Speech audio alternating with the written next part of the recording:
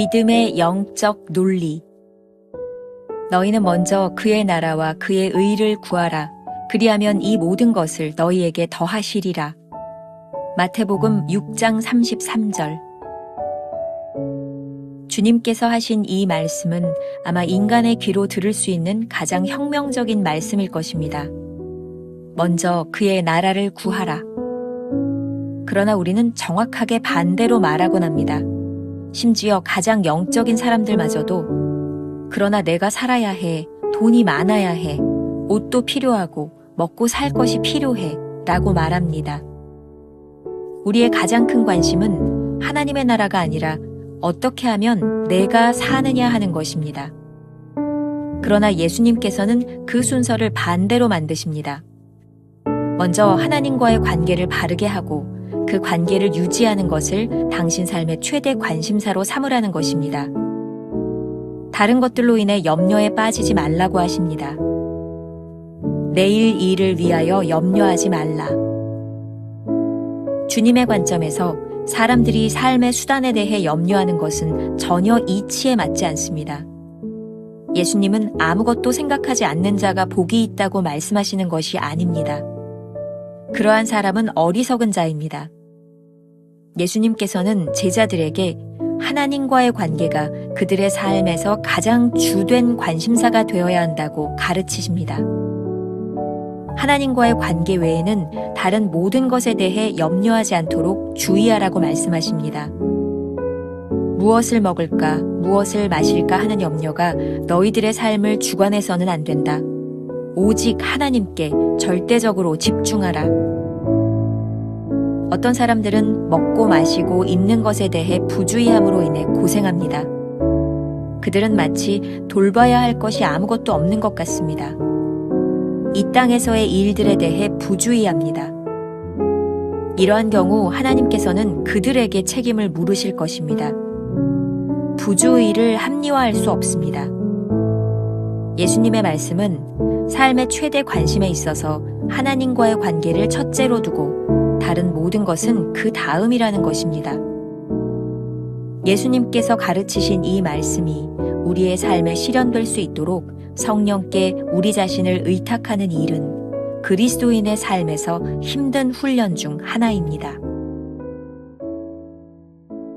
오늘은 5월 21일 믿음의 영적 논리라는 제목으로 말씀을 나누겠습니다. 첫 번째, 하나님과의 관계가 우선이다. 염려하지 않도록 주의하라는 말은 챔버스가 아주 자주 사용하는 표현입니다. 챔버스의 좌우명 중에 하나가 염려하지 않기로 작정하는 삶이라는 것을 이전 묵상에서 여러 번 나눴습니다. 오늘 묵상은 5월 18일 묵상과 맥이 통하고 있습니다. 결론부터 말하자면 오늘 말씀 역시 하나님과의 관계가 초점입니다. 오늘 말씀은 산상수훈 말씀 중 일부이죠. 챔버스는 이 말씀이 우리 인간들이 들을 수 있는 가장 혁명적인 말씀이라고 말합니다. 혁명적이라는 것은 기존의 가치를 뒤집어 놓는다는 뜻입니다. 일례로 먼저 그의 나라와 의를 구하라 하는 말씀이 그렇습니다. 우리들은 늘 우리의 필요한 것이 무엇인지를 먼저 생각하니 말입니다. 이 부분은 신앙인들도 예외가 아닙니다. 우리의 가장 큰 관심은 어떻게 사느냐는 것이죠. 이러한 관심이 삶의 중심이 될 때 우리는 염려와 근심에서 벗어날 수 없습니다. 그렇다면 새로운 삶의 비결은 무엇일까요? 챔버스의 말입니다. 예수님께서는 그 순서를 반대로 만드십니다.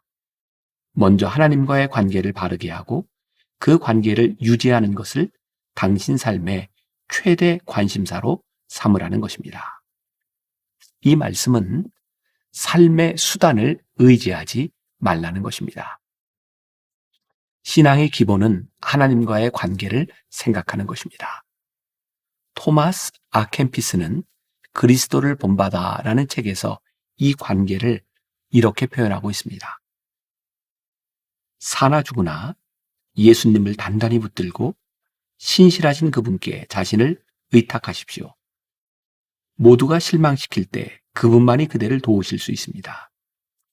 그대가 사랑하는 분은 그 어떤 경쟁자도 허락지 않으십니다. 그분은 홀로 그대의 마음을 소유하고 왕으로서 좌정하기를 원하십니다.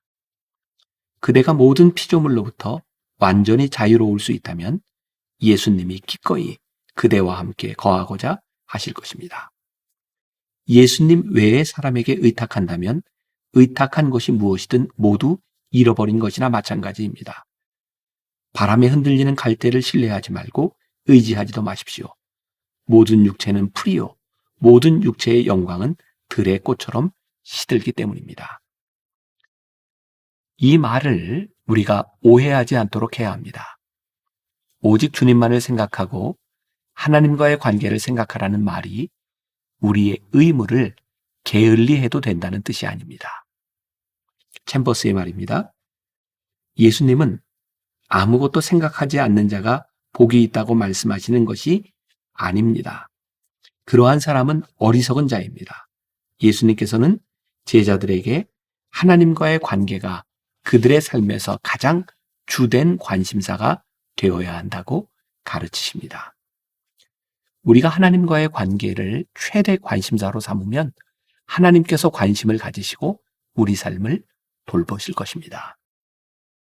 우리 삶에서 하나님과의 관계를 늘 우선으로 삼아야 합니다. 두 번째, 책임감 있는 삶. 내일 일을 염려하지 않는다는 말을 잘못 이해하면 우리 삶의 무관심과 부주의를 정당화할 수 있는 위험이 있습니다. 이 말의 진정한 의미는 무엇을 먹을까, 무엇을 마실까 하는 염려가 우리 삶을 지배해서는 안 된다는 것입니다. 만일 우리가 먹고 마시는 일에 부주의해서 고생을 하고 이 땅에서 우리가 돌볼 것이 아무것도 없는 듯이 행동한다면 하나님께서는 우리에게 책임을 물으실 것입니다. 챔버스의 말입니다. 부주의를 합리화할 수 없습니다.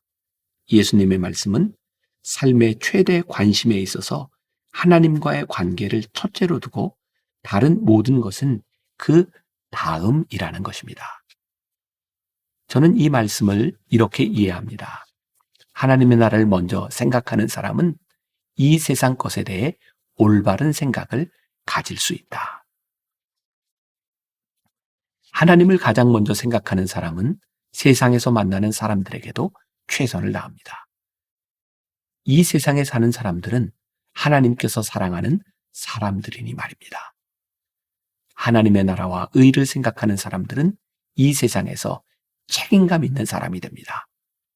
이 세상은 하나님이 이처럼 사랑하사 당신의 독생자를 아끼지 않고 주신 세상이니 말입니다. 하영조 목사님의 책 사랑하는 그대에게에서 보았던 예화 중에 하나입니다. 선교가 거의 불가능한 모슬렘 지역에서 40년간 일해온 선교사님에게 물었답니다. 오늘날까지 어떻게 지내셨습니까?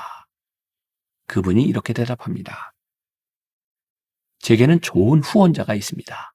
바로 마태복음 6장 33절 말씀입니다.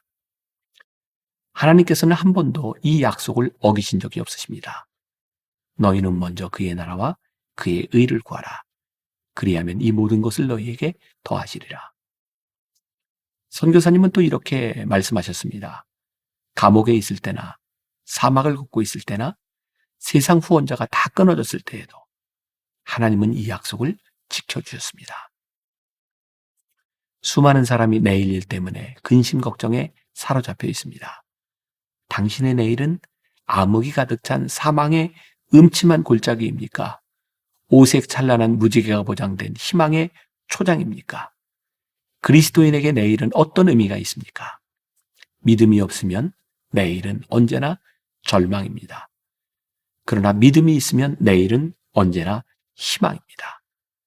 하나님은 오늘을 충실하게 사는 사람에게만 내일의 복을 약속해 주십니다. 반면 내일의 염려 때문에 오늘을 슬프고 게으르게 살면 내일의 복을 누릴 수 없습니다. 오늘을 기쁘고 의롭게 그리고 감사하며 사십시오. 하나님이 내일을 축복의 장으로 만드실 것입니다. 그런데 주님께서 주신 이 말씀대로 살아내는 것이 쉽지 않습니다. 챔버스는 이러한 혁명적인 삶에는 훈련이 필요하다고 말합니다. 이 말씀이 우리 삶에서 실현될 수 있도록 성령님께 의탁하는 것은 가장 힘든 훈련 중에 하나입니다. 염려를 주님께 맡긴다는 말을 부주의하고 무책임한 삶의 태도를 가져도 상관없다는 뜻으로 이해해서는 안 됩니다. 오늘 하루 우리가 품고 살아가야 될 질문입니다. 오늘 당신이 하나님의 나라와 의를 위해 사는 것은 구체적으로 어떤 모습인가요? 기도하겠습니다. 주님은 우리들에게 계속해서 말씀하십니다. 염려하지 말아라. 하나님께 맡겨라. 이 모든 것은 우리들이 해야 될 아무런 의무가 없다는 것을 의미하는 것이 아닙니다. 우리가 걱정하는 것보다 먼저 하나님께 구하고 하나님을 의지하라는 말씀입니다.